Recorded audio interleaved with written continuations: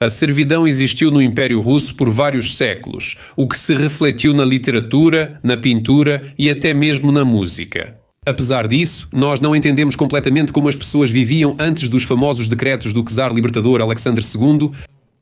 Se sobre a vida dos camponeses homens nós temos pelo menos uma ideia geral, a situação das mulheres permanece pouco compreendida.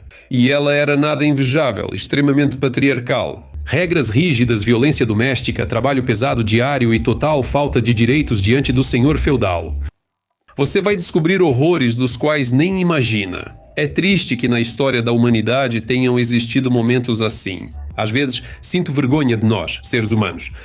Neste episódio, falaremos sobre a vida das mulheres camponesas, seu papel na família e principais obrigações. E claro, vocês também vão descobrir como os senhores de terras tratavam suas servas, sobre verdadeiros haréns nas propriedades dos nobres e sobre o trabalho sexual que as jovens camponesas eram obrigadas a prestar ao seu dono. Meu nome é Semyon e declaro aberta a sessão Como Viviam. Vamos começar.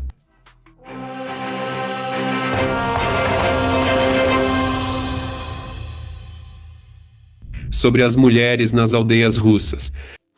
Na Rússia czarista, o camponês servo estava na base da pirâmide social. O senhor de terras podia vendê-lo, trocá-lo, exilá-lo para a Sibéria ou simplesmente espancá-lo no estábulo, por qualquer falta. Os camponeses servos praticamente não tinham nenhum direito, e abaixo deles em status havia apenas um grupo social, as mulheres camponesas.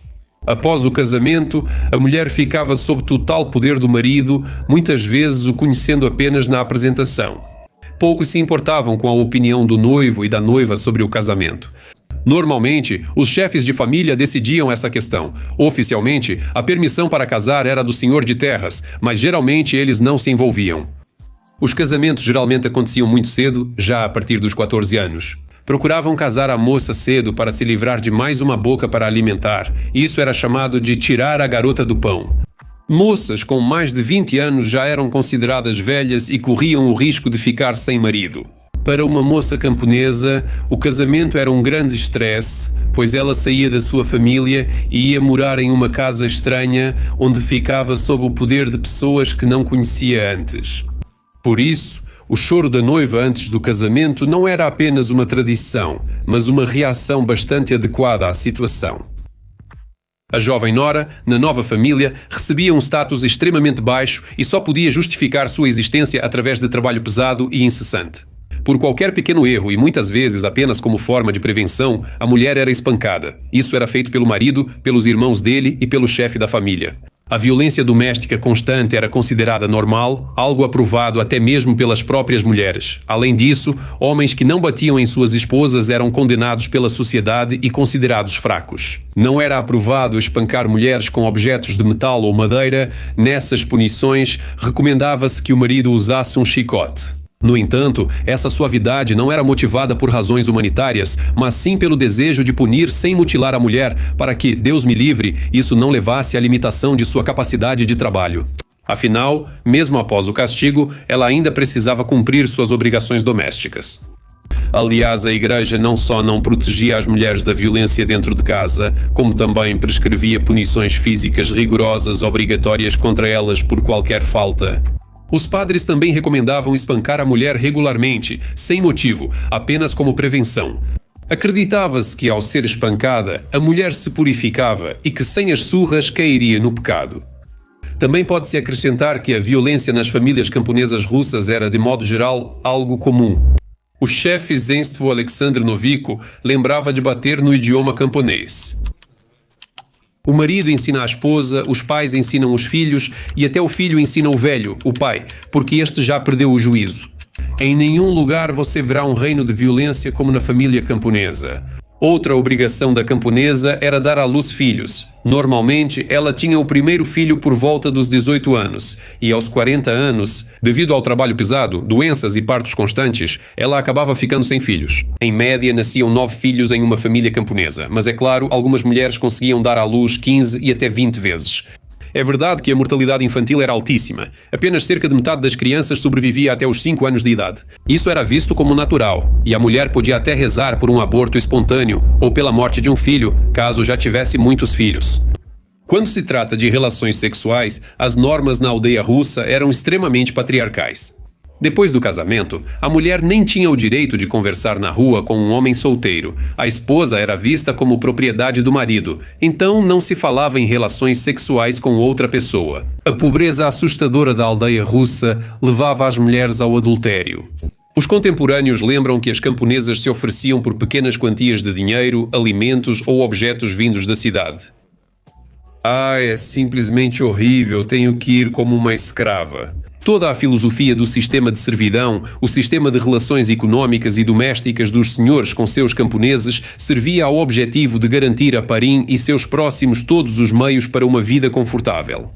Como já disse, os servos dependiam quase totalmente de seu proprietário, que podia facilmente transformar a vida de qualquer um deles em um verdadeiro inferno. E, naturalmente, os senhores aproveitavam ao máximo o seu poder. A coerção à devassidão era tão comum nas propriedades dos senhores que alguns historiadores até destacam como mais uma obrigação para as mulheres, uma espécie de corveia sexual. A opinião pública aceitava tranquilamente essas aventuras dos senhores, a menos, é claro, que os libertinos realmente perdessem totalmente o controle. Mas mesmo nesse caso, responsabilizar um nobre perante a lei era extremamente difícil. O sistema judiciário e de aplicação da lei sempre estava do lado dele. Basta lembrar a história da famosa Saltichica, que torturou várias dezenas de camponeses servos. Ela só foi responsabilizada porque Catarina II ficou sabendo desse caso.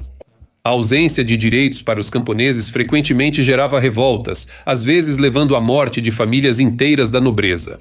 Às vezes, os senhores de terras eram apenas punidos, açoitados com chicotes ou simplesmente espancados. Por ano, em todo o território do Império Russo, aconteciam dezenas de revoltas camponesas. O governo reagia a elas com extrema severidade, os participantes tinham as narinas rasgadas, eram espancados quase até a morte e enviados para trabalhos forçados na Sibéria. Muitos senhores de terras que moravam na capital ou no exterior iam às propriedades só para satisfazer desejos com camponesas servas. No dia da chegada, o administrador mostrava ao senhor as moças que cresceram na sua ausência e o proprietário escolhia as que mais gostava. E aquelas simplesmente não podiam recusar seu senhor. Sobre isso até surgiu um provérbio especial: deve ir, pois é uma escrava. Frequentemente acontecia que nas propriedades todas as moças eram estupradas, apenas para agradar ao senhor e seus amigos. Alguns nobres até se gabavam de suas aventuras. Por exemplo, um nobre em suas memórias se chama diretamente de galo e chama suas camponesas de todas as idades de galinhas. Ainda pior é que os proprietários raramente prestavam atenção à idade de suas vítimas. Crianças eram tocadas raramente, porém casos de pedofilia ainda assim aconteciam. Os proprietários não apenas satisfaziam seus próprios desejos às custas de seus servos, mas também faziam um bom negócio com eles. Por exemplo, não era raro que as moças fossem enviadas para trabalhar nas cidades, sabendo muito bem que lá elas acabariam se prostituindo. Às vezes, as camponesas eram enviadas à força para bordéis, e também existiam esquemas ainda mais sofisticados. Por exemplo, uma viúva de São Petersburgo tinha uma propriedade com um grande número de servos, e todos os anos traziam de lá as meninas mais bonitas para ela. Dos 10 aos 12 anos na casa da viúva, elas eram vestidas, ensinadas boas maneiras, dança, música e outras habilidades úteis, e então, aos 15 anos, eram entregues a libertinos da alta sociedade como amantes. Por uma dessas meninas, a esperta proprietária recebia até 500 rublos, o que era uma quantia enorme para aquela época. Esses costumes podem parecer selvagens se não conhecermos os costumes dos nobres provincianos russos. Os ricos proprietários de terras se sentiam verdadeiros donos de suas terras. Estavam acima da lei, pois tinham dinheiro, conexões e protetores influentes. Frequentemente, esses pequenos czares locais organizavam verdadeiras incursões de banditismo, roubando viajantes nas estradas, destruindo propriedades camponesas e atacando as propriedades de outros proprietários vizinhos, cometendo violência contra seus familiares. Não eram raros os casos em que a esposa ou a filha de um nobre vizinho acabava como concubina de um proprietário influente, e ninguém podia fazer nada a respeito. Imagine o que ocorria com as jovens camponesas servas. Muitos proprietários organizavam seus haréns com grande criatividade e atenção aos detalhes para satisfazer seus prazeres sexuais. Eles não apenas corrompiam as jovens camponesas, mas criavam verdadeiros haréns com elas, que chamavam de serais, à moda francesa. As moradoras submissas desses locais eram chamadas de seraucas, ou seja, um harém de moças camponesas servas. Em uma propriedade nobre, em algum lugar no início do século XIX, isso era um traço tão indispensável da vida aristocrática quanto qualquer outro. Como, por exemplo, a caça com cães ou o clube de cartas. Claro, nem todo senhor de terras tinha um harém, assim como nem todos gostavam de caça ou de jogar cartas. No entanto, esse fenômeno era extremamente comum. Em algumas propriedades, havia um pequeno harém composto por 5 a 7 moças. Outros mantinham dezenas ou até centenas de concubinas. Para que tantas, você pode perguntar? Bem, afinal, os amigos do proprietário vinham visitá-lo. Ele dava algumas recepções e, claro, compartilhava as belas camponesas com seus convidados. O administrador da propriedade geralmente selecionava e cuidava das mulheres do harém. Se o harém fosse muito grande, uma pessoa especial era designada para essa função. As condições em que as garotas eram mantidas variavam, às vezes eram extremamente difíceis. Para ilustrar, vou contar algumas histórias reais. Por exemplo, o príncipe Gagarin tinha um harém modesto onde viviam 7 garotas e 2 ciganas. As ciganas ensinavam os servos a cantar e dançar, enquanto as garotas eram mantidas em condições extremamente rigorosas, sendo até proibidas de olhar pela janela. Por qualquer pequena falta, a ser ali que eram espancadas. No entanto, na presença do dono, elas tinham que demonstrar alegria e felicidade. Caso contrário, enfrentavam um castigo severo.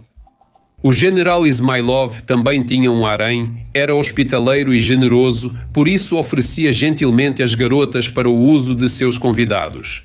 Certa vez, o general Ismailov recebeu tantos convidados que faltaram concubinas. Sem pensar muito, mandou buscar moças na aldeia vizinha. Naturalmente, os homens locais não quiseram compartilhar suas esposas e filhas com o patrão e deram uma boa surra nos enviados dele. Depois disso, Ismailov ficou furioso. Uma expedição punitiva foi enviada à aldeia, que massacrou impiedosamente os camponeses e incendiou suas casas. A história acabou se tornando um escândalo e bastante barulhenta. Chegaram até a tentar abrir um processo criminal contra Ismailov, mas logo abafaram o caso. Esse Ismailov, ao que tudo indica, era um tipo exemplar. Ele oprimia de todas as formas seus servos, mantinha as moças concubinas em condições terríveis, trancadas em quartos com grades nas janelas, permitindo passeios apenas raramente. Segundo relatos de contemporâneos, ele fazia todo tipo de coisas indecentes com as garotas e a idade das vítimas não interessava muito ao canalha. Alguns donos de terras inovavam na criação de haréns. O príncipe Nikolai Yusupov, por exemplo, fazia suas concubinas aprenderem coreografia. Primeiro, elas dançavam na frente dos convidados e depois, ao comando do dono da casa, tiravam a roupa e passavam para as diversões sexuais. Sim, era uma espécie de striptease de servas. O harém de garotas camponesas pertencia ao famoso decembrista Osip Yulian-Gorsky. Para satisfazer seus desejos, ele comprou 3 camponesas na província de Podolsk, mas as tratava tão mal que as garotas fugiram dele.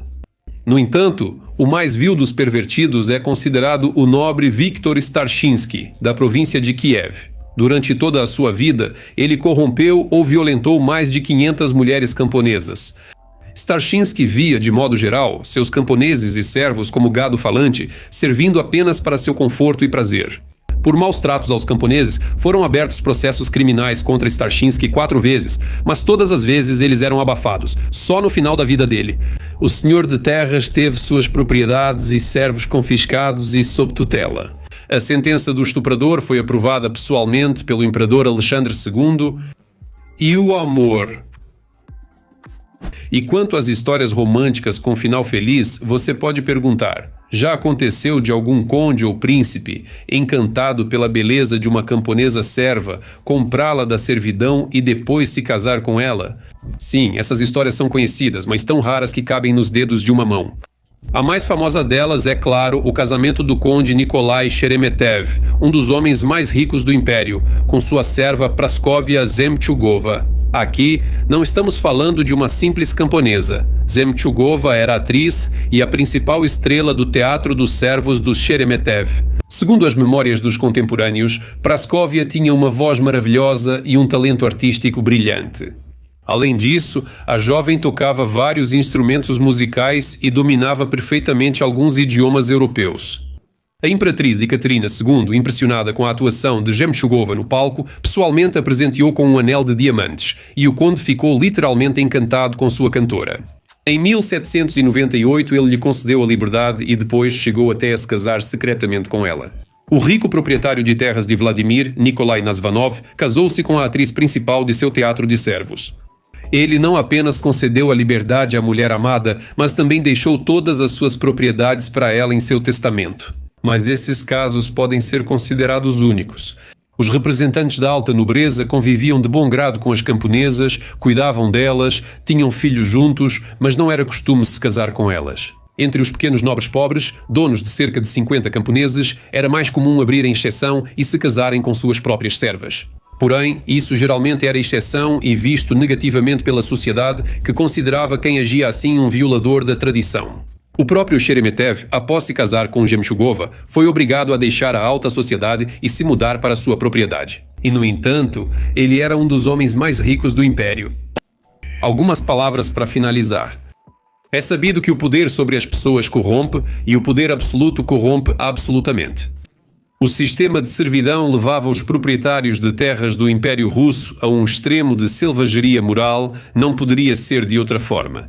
Desde pequeno, o futuro barin, observando o modo de vida dos pais, parentes e vizinhos, crescia em uma atmosfera de relações tão perversas que tudo isso, sem dúvida, destruía sua psique. É claro que nada de bom poderia sair de uma criança assim. Séculos de servidão tiveram efeitos devastadores tanto na consciência do povo russo quanto na consciência da elite russa. Na verdade, a elite foi a que mais sofreu com isso. Mesmo após a abolição da escravidão, a elite governante do império continuou tratando o povo comum como gado. Isso acabou voltando para eles em 1917, mas essa já é uma história completamente diferente. Bem, por hoje é só. Nos vemos no próximo episódio. Tchau.